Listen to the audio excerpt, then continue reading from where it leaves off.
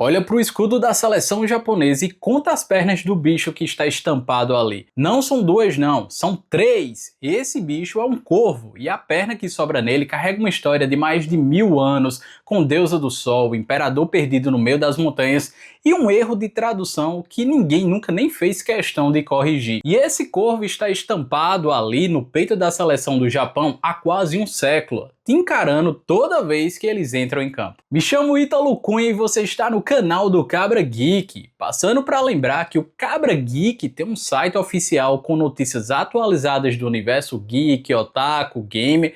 E por falar em game, lá no site tem uma editoria exclusiva sobre promoções de jogos da loja da Steam e quais os jogos que estão gratuitos ou que vão ficar gratuitos na loja da Epic Games.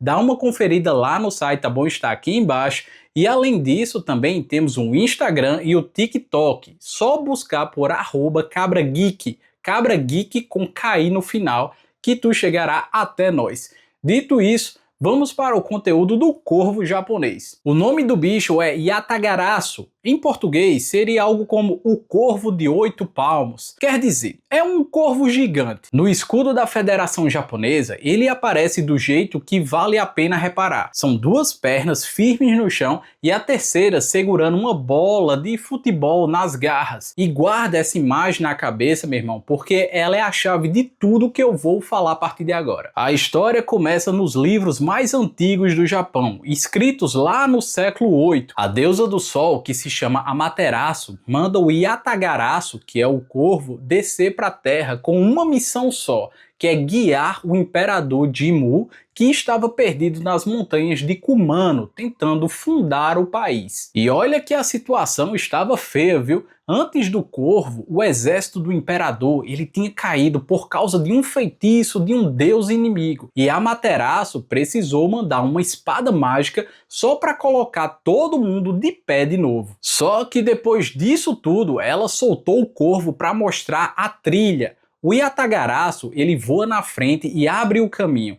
Existe até uma pedra enorme no santuário de Kumano que, segundo a lenda, é o próprio corvo petrificado depois que ele terminou o serviço. Então, resumindo, o Yatagarasu, que é o corvo, ele é um guia. Ele existe para ninguém se perder. Então já acaba segurando essa palavra aí na sua mente, guia. Agora vem cá e presta atenção, porque é aqui que vem um plot twist do rolê todo. As três pernas do corvo não são japonesas. Aí tu pensa, pô, meu irmão, mas como assim não é japonesa? No texto japonês original, o corvo ele não tem um número de pernas. Ele é só descrito como um corvo gigante e ponto final. As três pernas vêm da China. Na mitologia chinesa, existe um corvo de três pernas que mora dentro do sol, que é chamado do corvo dourado. Séculos depois, essa imagem chinesa grudou no corvo japonês e nunca mais saiu. Tem até corvo de três pernas pintado em parede de túmulo no Japão do século 7. Ou seja, o detalhe mais famoso do símbolo do Japão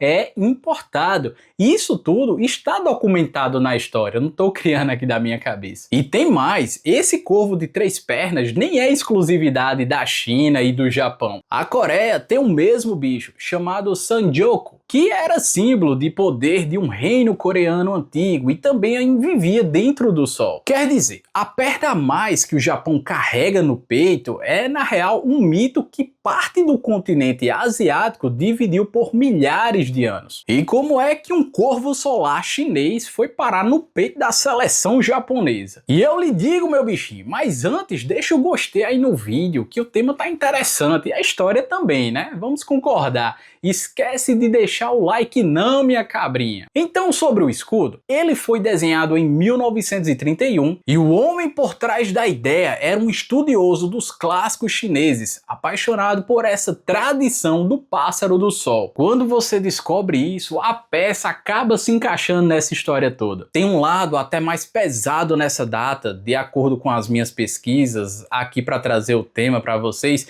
e seria desonesto eu acabar pulando ela. Em 1931 foi o mesmo ano em que o Japão invadiu a Manchúria, que é uma região chinesa.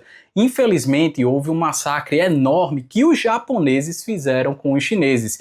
E é uma situação aí bem complicada, é uma situação que tem cicatrizes até os dias atuais. Um símbolo amarrado na deusa do sol e na linhagem dos imperadores acabou puxado para dentro do discurso nacionalista da época da guerra. Faz parte da história do bicho, então fica registrado aqui também no conteúdo do Cabra Geek para esses homens ter o conhecimento. Mas tem uma camada que para mim é a mais bonita de todas. O corvo, ele não foi escolhido só pela lenda, ele foi escolhido para homenagear um homem. E esse homem se chamava Nakamura Kakunosuke, o pai do futebol japonês. E esse cara, ele nasceu em Nachi Katsuura, na região de Kumano, exatamente onde o Yatagarasu, o corvo, é o deus protetor do santuário. No ano de 1902, ele traduziu o primeiro livro de regras do futebol para o japonês. Ele acabou também fundando o primeiro clube do país e organizou a primeira partida da história por lá. O Nakamura, ele morreu de repente em 1906, ou seja, 4 anos depois que ele fez a tradução, com 29 anos. Antes de ver qualquer coisa disso que está acontecendo, seleção japonesa, Copa do Mundo, acontecer. Então o corvo no peito da seleção é, lá no fundo, um abraço ou até uma homenagem a um sujeito que acendeu o fósforo e não viveu para ver a fogueira. Meus amiguinhos, e lembra da bola presa na terceira perna? Agora faz sentido. O Yatagarasu, ele guiou o imperador no meio do mato e dentro de campo ele guia a bola para o fundo do gol. Entender um pouco dessa metáfora aí, e acaba que não é um enfeite, é uma função.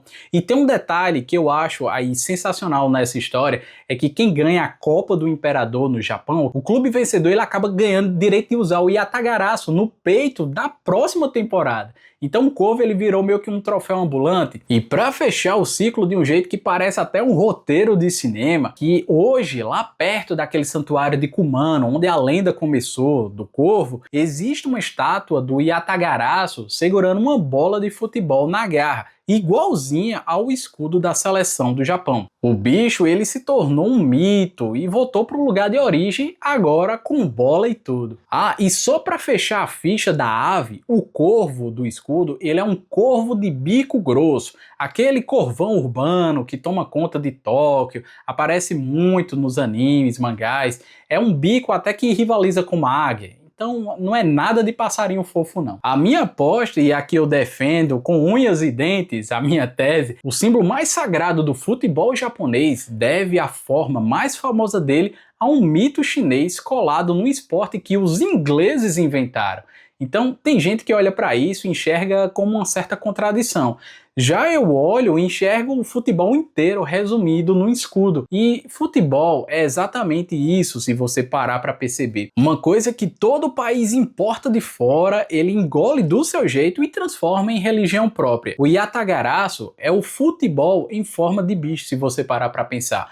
E não é por acaso que o corvo é, em várias culturas, símbolo de recomeço. Afinal, como muitas coisas, seleção grande é aquela que consegue renascer depois de apanhar. E isso na mitologia asiática, japonesa, é algo muito presente, principalmente nos animes, a gente vê bastante no shonen, né? Então, meu filho, da próxima vez que a câmera fechar no peito japonês, meus abençoados, vocês já sabem a verdade, a história daquele símbolo do corvo de 3 patas. Aquilo ali é um guia chinês que virou japonês carregando a memória de um homem que partiu cedo demais. E se você aprendeu alguma coisa nova hoje, se o conteúdo enriquecer o teu conhecimento, deixa o gostei, deixa o like, se aparecer o botão de hypar aqui embaixo, manda ver nele, se inscreve no canal aqui do Cabra Geek, caso ainda não seja inscrito. O meu muito obrigado e até o próximo conteúdo. Valeu!